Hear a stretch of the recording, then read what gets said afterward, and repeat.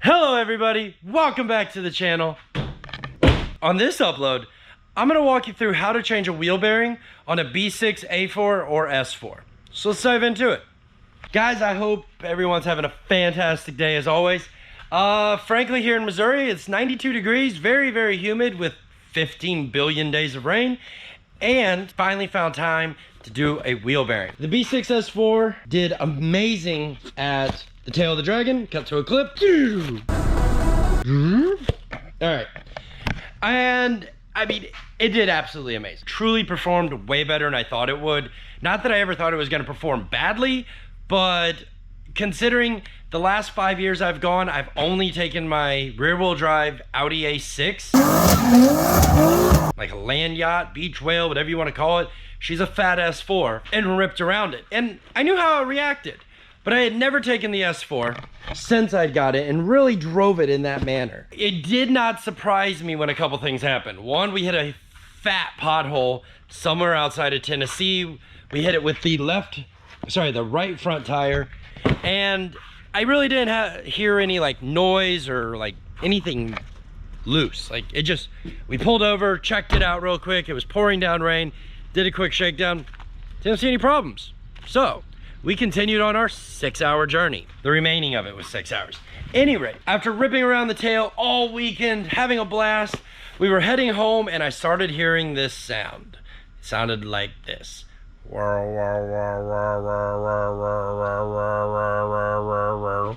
Weirdest thing in the world, right? It is this guy letting you know that it's getting ready to go on hiatus. Now, there's a lot of different brands of wheel bearings out there, and wheel bearings are a very simple thing. Your biggest thing that you gotta remember is, A, make sure you get the right diameter,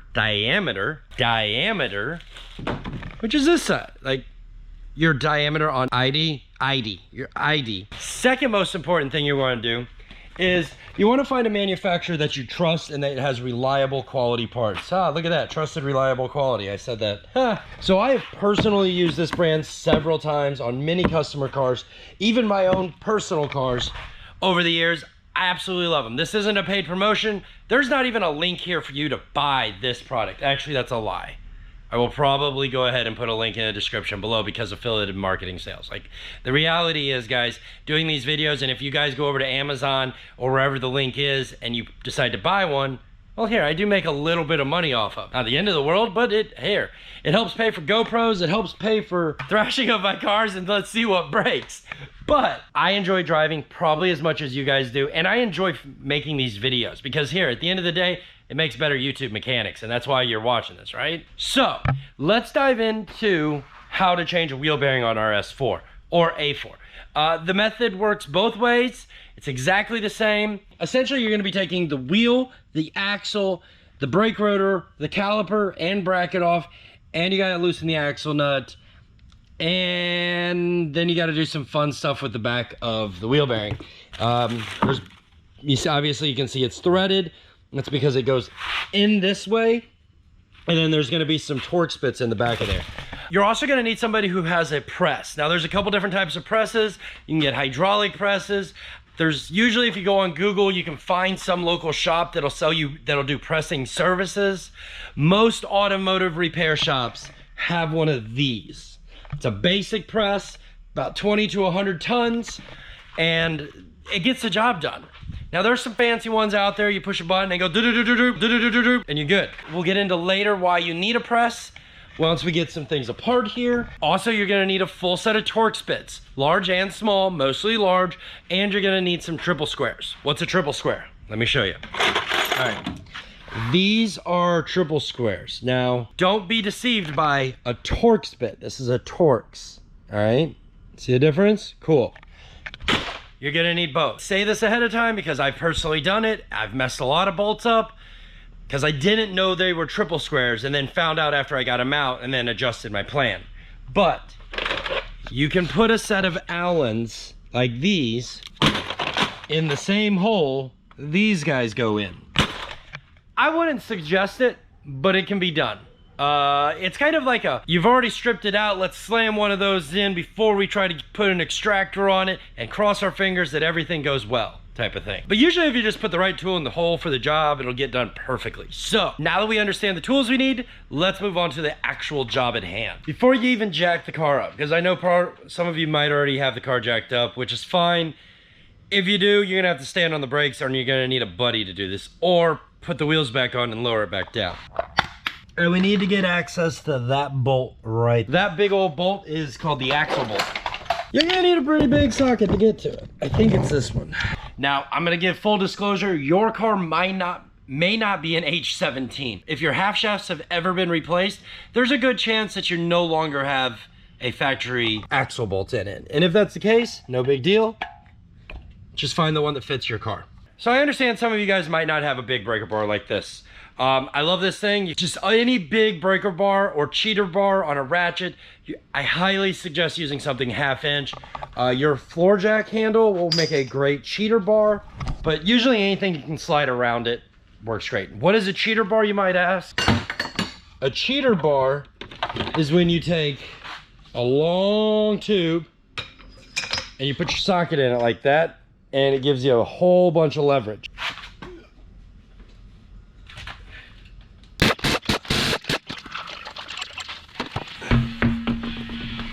Now that we got the wheels off, the car's up in the air, and we got the axle nut off, let's get this brake caliper off. That's our first thing we need to attack, and then we need to get this bolt out. This, then that, and then we'll move on. Tools! We need tools! Boy Robinson. Tools, Boy Robinson. Tools! So a little cheater method here to get this brake caliper off is if you look down inside of here, you're gonna see piston, boot, pad backing, pad, rotor, more rotor, and then pad over on that corner. Take a pry bar, something like this, put it right in between the rotor and the caliper itself, okay? Just give it a little bit of pull. There you go. Just like that. All right. And what we did, we have some room for our caliper. Because here, if you've ever taken your brake caliper off before, you know when you're like trying to put it back on, it's kind of tough. It's like it doesn't really want to seat that well around the brake pad. Well, if you essentially put that pry bar in there like I did, you're pushing the piston back into its hole by relieving some of the pressure on the brake pads, which ultimately allows for a little bit easier room to like finesse things. And that's all we're about here, is making better room to finesse. And I'm sweating my butt off because the humidity levels are probably at like 92%. Like, no BS. The ground, it's hot, it's 92 degrees outside, and 91. I don't know, what's the thermostat say it is in here? 80 according to that thing. The car said it was 91 earlier, so I'm gonna go with the car. Now that that's relaxed, got that bolt there and that one right down there. These are 21s, I do believe. Let's find out. 21. Yay, I got striped. Where's my cookie? Yeah, Poppy. Yeah. This harness right here, which has that ABS, which has the wheel speed sensor that goes on the other side, which we need to disconnect. And then you also have your brake pad wear indicator sensor. Now, with these sensors, guys, the best way to do this, all right, so with these sensors, any clip on an Audi or Volkswagen for that matter, if you push it in, then pull your tab, they'll pull right off every time. So also make sure to take an opportunity while you have these apart, give them a cleaning, blow them out, just makes for a better connection overall. Take your brake caliper off, you need to find something to hang it with. I like to use these. I got these from I got these from a gear wrench driver that sold stuff like crap after the fact. So they're pretty cool for what they are. They're just little like hanging rods. Work really well for stuff like this. All right, and we'll just hang our brake caliper like that for right now. Put our bolts off to the side. All right, the next task we got to accomplish is getting that torque spit out right there, which I do believe is a 30 or 27. Yeah, definitely a 30. Ow! All right, now you're probably gonna say, Jack, that was so easy. You have an impact gun. They make a tool for this. I think we have one over here. Let me show you what it looks like. They make these guys. This is an impact screwdriver. Basically, you put these bits in there and you smoke this in with a hammer. And the whole thing spins around in circles as you're using it. Now, most impact hammers don't have Torx bit sets, and if somebody has one, I'd love to see it in, like, send me a link, because I would love to have one. There's been some cases where doing it with an impact gun is fine, but it's a little sketch. So, I've also removed these by hand several times. If you've got one that let's say you got one that somebody's been in there and the head is thrashed on it, there's nothing left of it, my best suggestion on these would be to cut a slit right down the middle of them with an angle grinder. You might skim the top of the rotor a little bit, like right in here. It's not the end of the world, but then you can just take like a normal impact driver or a screwdriver, smack it with a hammer, and you can usually get them to come out pretty easy. So it's my little pro tip for this video. There might be some more along the way. I don't know yet. Now the rotor's got to come off. Honestly, rubber mallet is the best thing to hear.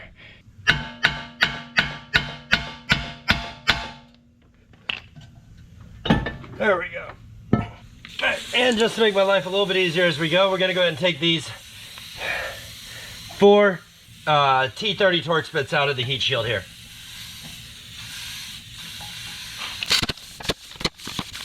There we go. Now, if you have any sort of levels of OCD or you just like a clean car, now's a great opportunity. You can go ahead, take this, clean it, repaint it, touch up some of the paint on it if you want. If you don't care about that thing, just toss it off to the side. There's that sensor we were talking about earlier. We're gonna have to give it a little bit of lube now that we got it moving. See if we can get this thing to come out without too much problems. When this goes back in, we're gonna put anti-seize on it just to make sure this never happens again. Should be able to get a pry bar underneath here and just kind of, there we go. There we go, perfect. And you know what? Yeah. So in the very back of here, there's a harness where it just slides in there. Just wanna slide that harness out and let's move it out of the way. Oi. All right, guys. So we've been working. We've been taking things off diligently. We're to that point where it's like, oh, yay!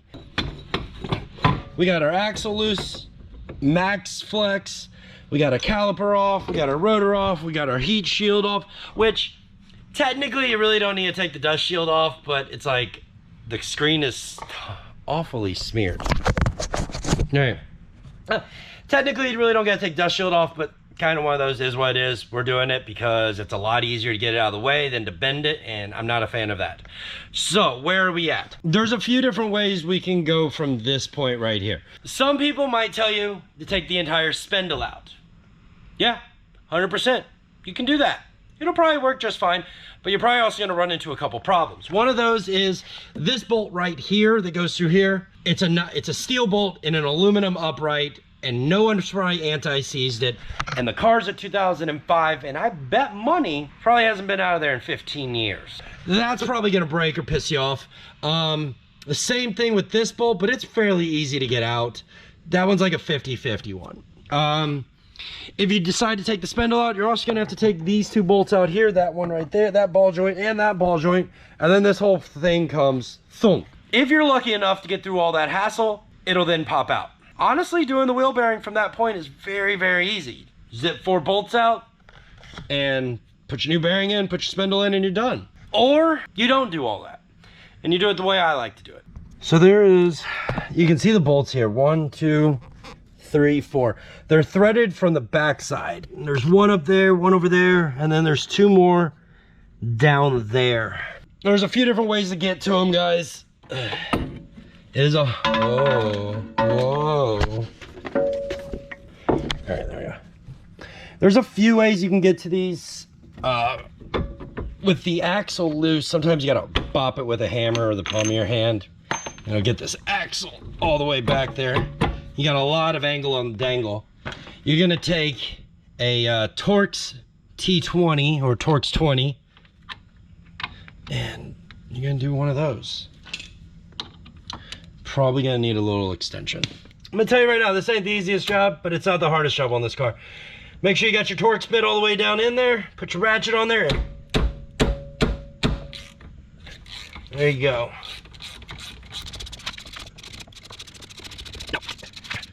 On some of these, your axle might not be far enough back to get your bolt loose. If it isn't, it's not the end of the world. You can just tap your axle around, but there's one. We're going for this one right down here. It should be pretty straightforward. We should just be able to stick that guy on there. Maybe use a shorter extension. What do you think? Let's see what the shorter one looks like. Now they do make 1/2-inch triple squares. I don't have those, so can't recommend them, but in this case, I don't necessarily know if you could get them in here or not. There we go. Haha. The socket is getting caught on the boot. Oh, there we go. There we go. Perfect. One more. Now to get the last one, which is on the top. Ugh. There we go. I think I strained a muscle in my neck. It hurts over here now. Ooh. All right, there we go. There's the last one. Now we should just be able to pull it out, right? Wrong. Still got more stuff to do. Hold on. Let's go clean this stuff up. All right.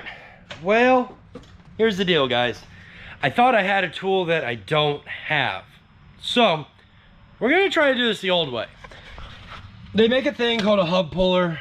It goes basically, it looks something like this, and it's got really deep jaws that go around, and then it clears the center of the wheel hub here. Or I swear I had one. I thought I did. Let's look one more place. Go to the big boxes. Definitely not in that one.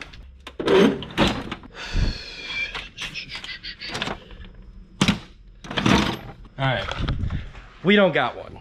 So we're gonna use the old-fashioned method, and we're basically gonna use a hammer and chisel and whatever we can to get this out. So I'm gonna tell you right away, this is gonna be a pain in the butt to get out.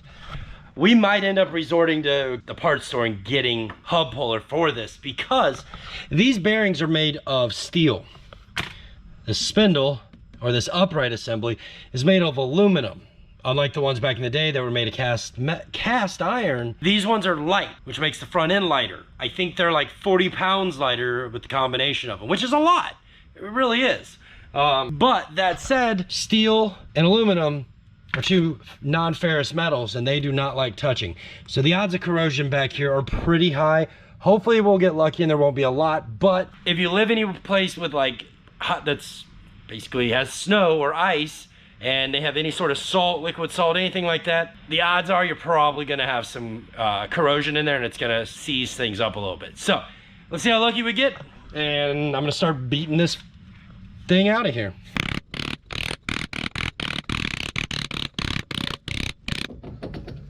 There we go. Yeah, it's not supposed to make that sound. Now, luckily for us, this wasn't that bad. It could have been much worse. I've seen much worse. I've fought with much worse. Thankfully, this one wasn't that bad. But in order to prevent any future problems for the next person or for myself in 100,000 or 50,000 or whatever time I blow up a hub bearing, depending on what type of shenanigans me and this B6 S4 develop across the many years of our upcoming lives together, we might blow a lot of wheel bearings out. We might not. Who knows? But to prevent any problems, we are going to be using Permatex anti-seize on it. You can also use a little bit of brake lube on the surface if you want. I'm an anti-seize fan. I will push anti-seize over brake lube on those type of surfaces all day. You're gonna wanna make sure to clean this surface really well and this inside surface. I would recommend probably a wire brush, a palm sand, like an orbital palm sander will work really well for outside surfaces like this. 100 grit will be fine on it, and just as far as the inside, wire wheels, Brillo pads work really well too. Like the kitchen Brillo pads, Scotch-Brite pads, those will work really well for cleaning surfaces. Now that we got it out, we got to separate it. And I told you in the beginning of this video that you would need a press, right? Well, this is why we need a press. This spinning bit of the wheel bearing comes out. This ring right here needs to be pushed out. There's a few different ways you could do this. So you can use a bearing splitter like this, go up underneath of it and hold both sides of the hub bearing, or you can go with something like this, and if you're lucky those will fit in between there and you can just winsel it out. So we're probably going to use this bearing splitter since we have it. It works awesome. Just slide it down on there and then we'll set everything up. So let's get to it. All right, so for the record here, everything in front of me that I am using is from Harbor Freight. The press is from Harbor Freight. You can see the brand right. The bottle jack is an upgrade. That's an Autocraft. I think that's an O'Reilly's bottle jack, but the bearing splitter is Harbor Freight, and so are these blocks that came with it. Yeah, be frank, I love this thing. It works great. If it was me, I would definitely suggest getting one of these bearing splitters. Awesome, absolutely awesome. So it should, when you use a press to do this, you need to make sure that your spindle down here is going to clear everything, and this side actually needs to be flipped over. That'll work better because it'll clear now. You can see before how it wasn't going to clear over here. And then you just basically need to find something that's this inner diameter that you're trying to press on. Yeah, you do the thing. All right, so I found a 30mm socket, fits inside of here really nicely, so we're just going to tighten up the press. Oop, yep, good. Make sure we're all kind of lined up here. There we go.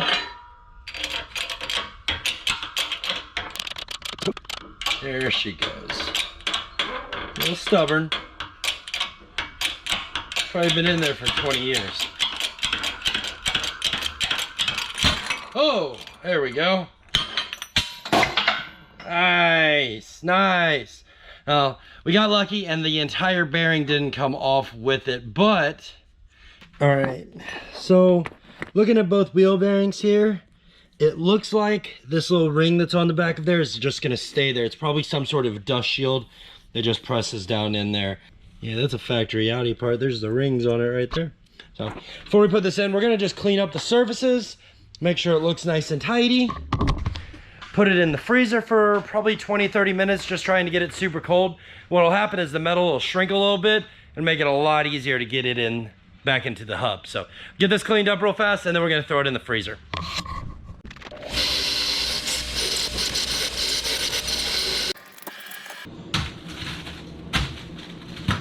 Well, we wait for the hub spindle, yeah, that piece that we put in the fridge, just to cool off a little bit. Let's go ahead and take this opportunity and clean up this hub bearing here.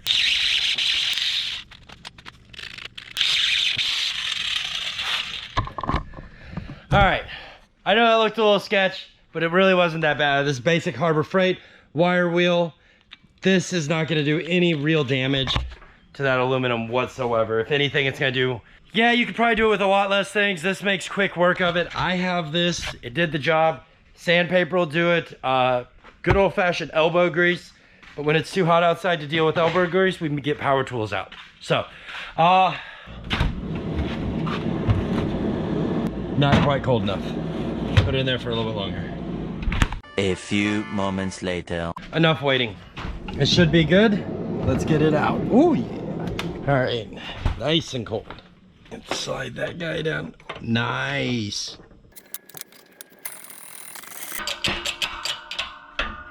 There we go. Perfect. Easy peasy. All right. So I had an old timer once tell me about how to freeze the freeze the spindle or the hub, the outer portion of the hub. You can do that with like any hub bearing that you're doing. Also heating, sometimes you have to heat races to like get bearings out. That's a whole nother video, we'll do it another time.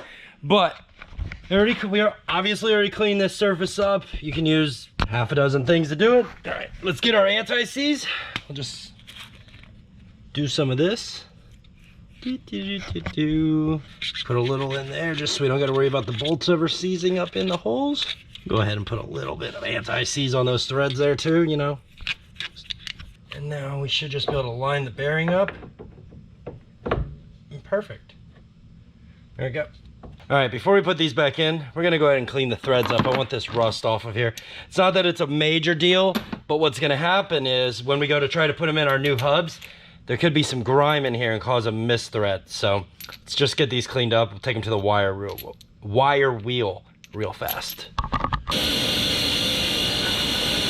Now we got our bolts clean, slide them in, get something started here.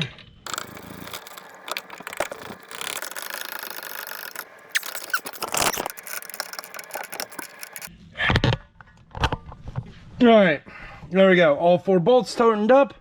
Now I need to put the brake rotor back on, the dust shield back on, these sensors back on, and all right, for this bit, let's just jump to a montage real quick and get this thing in.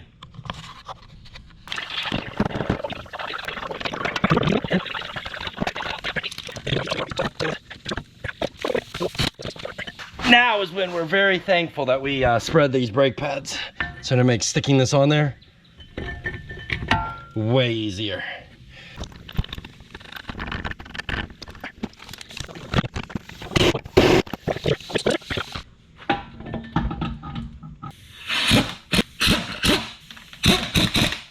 Kids, don't try this at home.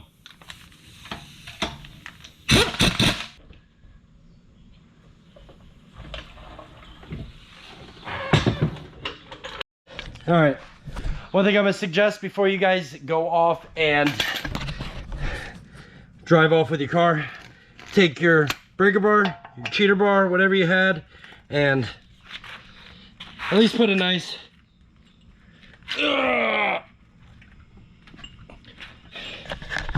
quarter turn, part turn, something a little extra over your impact, something a little more than just like 15, 20 ugga-duggas on that axle bolt. Thank me for it later. You just want to make sure it's nice and tight. I usually throw like a quarter of a turn on it. It usually works. It doesn't ever come out. Grab your cap. Boom. You're done. You've successfully completed putting in 1 wheel bearing on your B6 A4 or S4, whichever you got.